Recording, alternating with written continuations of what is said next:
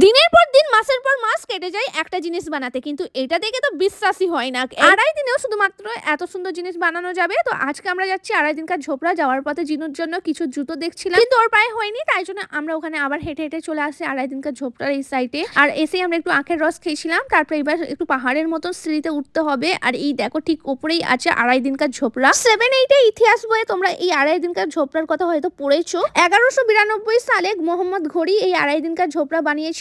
তার সেনাপতি কুতুবউদ্দিন আইবক তার নির্দেশে এটা বানিয়েছিল। আর এখানে উঠার জন্য না বড় বড় সিঁড়ি থাকে, মানে পাহাড় মতন অল্প আছে, তো তার জন্য একটু উঠতে হয়। আর এই দেখো চলে এসেছি আমি ভেতরে, দেখতে অনেক সুন্দর। এইটা শুধুমাত্র আড়াই দিনের মধ্যে বানানো হয়েছিল। এইটা মসজিদ মতন ছিল, এখানে সবাই নামাজ পড়তো। আর এখানে এসে এতটাই গরম ছিল, তাই জন্য আমার মাম্মি পাপা তো চলতে পারছিল না, তাই কচিকে নিয়ে মানে জিনুকে নিয়ে এখানে গাছের তলায় বসে গেছিল। আমরা এখানে ঘুরছিলাম। আর এখানে একটা মেন কি জিনিস বলতো, এই যে আড়াই দিনের মধ্যে তো বানানো হয়েছে, এটা অবাক করা। কিন্তু আরো অবাক করা হলো এই আড়াই দিনকার ঝোপড়ার মধ্যে পুরো দিয়ালে দিয়ালে আরবি আয়াত লেখা আছে, পুরো আরবিতে লেখা আছে। আর অনেক সুন্দর ভাবে পাথরে নকশা করা আছে। আর এটা হলো ভেতরটা, দেখো কতটা সুন্দর ভাবে বানিয়েছে শুধুমাত্র আড়াই দিনের মধ্যে। এখানে অনেকটা ঘুরে ফিরে তারপরে আমরা বাইরে আসছি। আবার আসার পথে মার্কেট দিয়ে আসতে হচ্ছিল, তাই আমি দিদি বোন দাঁড়িয়ে এখান থেকে অনেক জুতা কিনি, ক্রপস কিনি। আর এখানে আবার চিনি দিয়ে গিয়েছিল জুতোর দোকানে, তাই আমরা দাঁড়িয়ে দাঁড়িয়ে খাই। পায়েস ছিল। আর এই ক্রপসটা দেখো কত সুন্দর লাগছে। বোন আর আমি একই সেম নিয়েছি, আর আমি একা শুধু না বড় নিয়েছি এখান থেকে। তারপর চলে আসি খাবার খেতে। ছোটবেলায় যখন এসেছিলাম এই হোটেলে খেয়েছিলাম, চিকেন মশলাটা এত সুন্দর ছিল সেই ভেবে খেতে এসেছিলাম, কিন্তু এখন খাবার একদম বাজে ছিল।